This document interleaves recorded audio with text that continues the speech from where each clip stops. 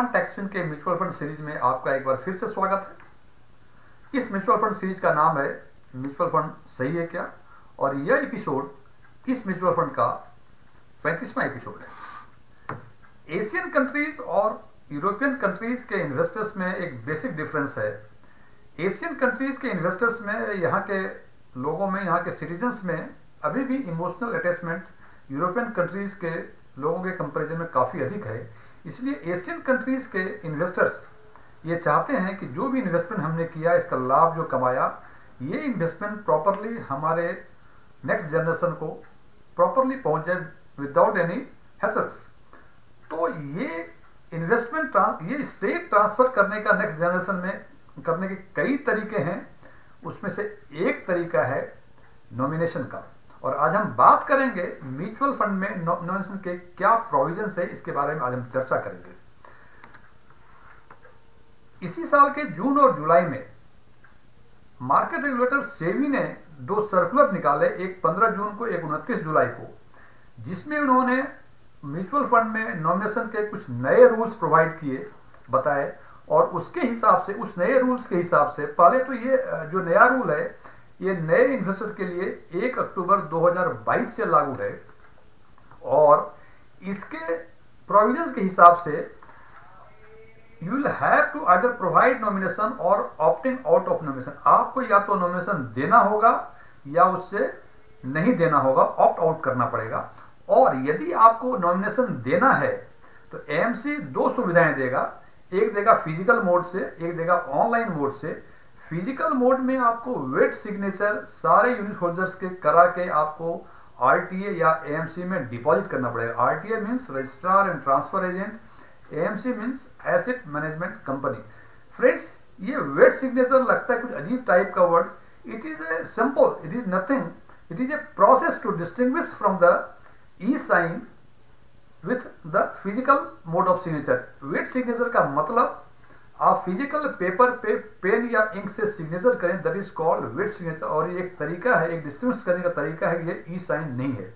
तो physical mode में wait signature यदि सिंगल यूनिट होल्डर्स हैं तो केवल वो करेंगे, यदि एक से अधिक यूनिट होल्डर्स हैं तो सारे यूनिट होल्डर साइन करेंगे और आरटीआई या एएमसी के ऑफिस में जमा कराएंगे।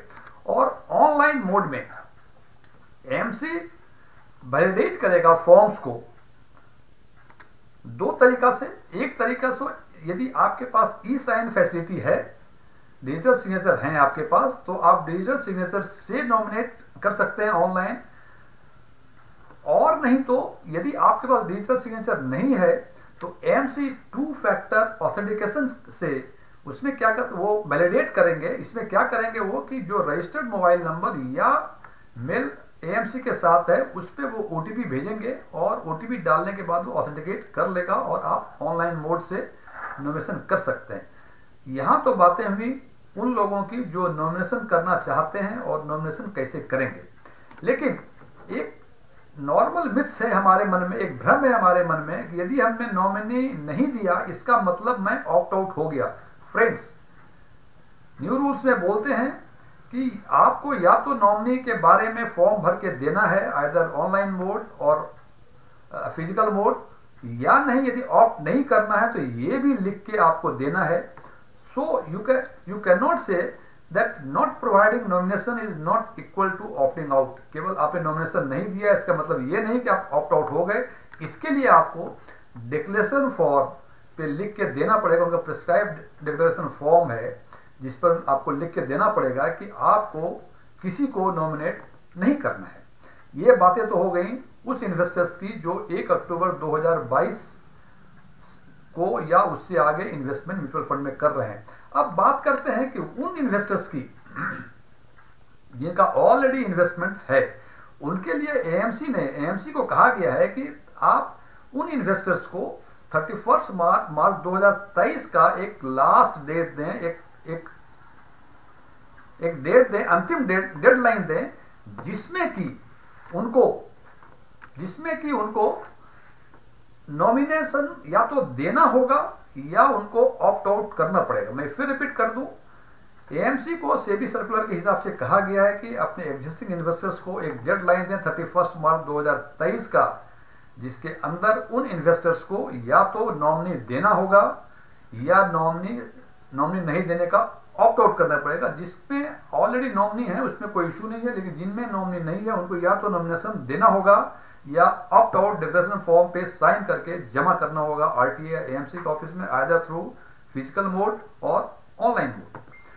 अब सवाल ये होता है कि हमें नॉमिनेशन की जरूरत क्यों होती है। जैसे हमने पहले चर्चा की कि हम चाहते हैं कि हमारे जो स्टेट हैं वो प्रॉपरली ट्रांसफर्स हो जाएं राइट क्लेमेंट को, इसके लिए नॉमिनेशन किया जाता है। और यदि ये नहीं करते हैं आप, तो जो आपके बेनिफिशियरी हैं या जो लीगल ईयर्स हैं या जिसको आप चाहते हैं कि भाई ये ट्रांसफर हो जाए, उनको वो यूनिट्स या वो स्टेट पे ऑनरशिप लेने के लिए बहुत सारी दिक्कतों का सामना करना होता है। इसीलिए हम नॉमिनेशन करते हैं। कुछ लोगों का कहना है, कुछ लोगों का मत है या कहते हैं कि भाई मैं तो ज्वाइंट होल्डर हूं, मैं 2 आदमी का हूं, हमें नॉमिनेशन का क्या जरूरत है। फ्रेंड्स, उनको भी जरूरत है। इनके सब joint unit holder also nomination उनको भी कराना होता है। लेकिन यदि उसमें से एक यूनिट होल्डर एक्सपायर कर जाते हैं तो ऑटोमेटिकली वो जो रिमेनिंग जो सर्वाइवल यूनिट होल्डर्स हैं उनको ट्रांसफर हो जाता है। But in case of expiry of both the unit holders, then the provision of nominee comes into the picture. So joint unit holder को भी नॉमिनेशन कराना चाहिए। अब फ्रेंड्स, कुछ मिथ्स हैं नॉमिनी के बारे में। जैसे मैंने अभी चर्चा की कि ज्वाइंट होल्डर्स ये सोचते हैं कि हमें नॉमिनी का क्या जरूरत। ऐसी बात नहीं है, उनको भी जरूरत होगी, उनको भी नॉमिनी करना होगा, या तो नॉमिनी करना होगा या उसको ऑप्ट आउट डिक्लेरेशन फॉर्म में साइन करके देना पड़ेगा।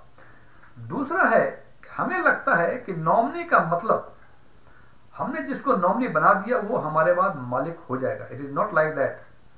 Nominee is only a custodian of assets who insures money is given to rightful successors. Nominee केवल वो यूनिट्स, वो स्टेट ले सकता है, उसका ऑनरशिप नहीं होगा, उसका केवल कस्टोडियन होगा और उसकी ड्यूटी है वो इंश्योर करेगा वो कि जो राइटफुल ऑनर हैं उसके जो सक्सेसर हैं उसको वो दे दे। तो ये ना समझे कि आपने नॉमिनी कर दिया तो वो मालिक हो गया। हालांकि व्यवहारिक तौर पे नॉमिनी ही मालिक हो जाते हैं, लेकिन प्रोविजंस दिया हुआ है कि nominee is only a custodian.